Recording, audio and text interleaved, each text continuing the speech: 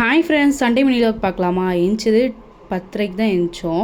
செம்ம வந்து வடை, அதுக்கப்புறம் பணியாரம் வந்து எனக்கு ரொம்ப பிடிக்கும். அதையும் வாங்கி வச்சு காஃபி போட்டு வச்சுருந்தாங்க. அதுக்கப்புறம் மத்தியானம் சாப்பாடுக்கு வந்து ரெடி பண்ணிட்டு தாங்க. காலைல இட்லி வச்சு சாப்பிட்டாச்சு.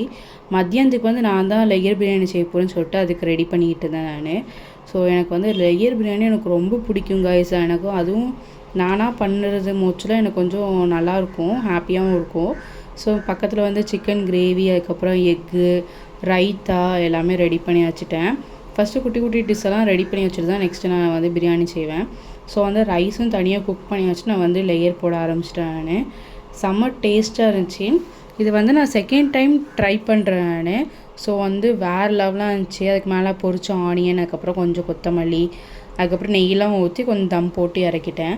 பார்க்க முடிச்சு செம்ம டெம்ட் ஆகிட்டு இருந்துச்சு. என் தங்கச்சி அதுக்கு மேலே டெம்ட் ஆகிட்டு இருந்தா. இவள் ஒருத்தி தான் நான் எப்படி சமைச்சாலும் நல்லா இருக்குன்னு சொல்லுவாள். இந்த தடவை சூப்பராக செஞ்சுருந்தேன் அப்படின்னு சொல்லி சாப்பிட்டுது. அப்படி நானும் சாப்பிட்டேன். நெக்ஸ்ட்டு வந்து கொஞ்சம் நேரம் கழித்து ட்ராயிங் பண்ணலாம் அப்படி சொல்லிட்டு எடுத்துக்கிட்டு இருந்தேன் நான்.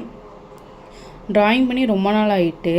ஸோ அந்த பழைய டிசைன்லாம் பார்த்துக்கிட்டு நம்மளாக வரைஞ்சோம் அந்த மாதிரி இருந்துச்சு. அதுக்கப்புறம் ஒரு டிசைன் வந்து ரொம்ப நாளாக என் கேலரியில் இருந்துச்சு. இது வரையணும் வரையணும் அப்படி சொல்லி வச்சுக்கிட்டே இருந்தேன். கொஞ்சம் சோம்பேறித்தனத்தால் அது வரையாமல் முடியல. அதுக்கப்புறம் இந்த எலிஃபண்ட் டிசைன் தான் கைஸ் போட்டேன் நான். ஃபைனல் அவுட்புட் தான் செம்மையாக வந்து இருந்துச்சு. அதுக்கப்புறம் ஈவினிங் வந்து குளிச்சுட்டு அதுக்கப்புறம் வந்து பூ அம்மா வைக்க சொன்னாங்க, வச்சுட்டு அதுக்கப்புறம் கொஞ்சம் டிவிலாம் பார்த்துட்டு இருந்தோம். அதுக்கப்புறம் நைட்டு சாப்பாடு வந்து சிக்கன் கிரேவி, அதுக்கப்புறம் மட்டன் கிரேவி, ரைத்தா வச்சு தான் சாப்பிட்டோம், ரைஸ் வச்சு.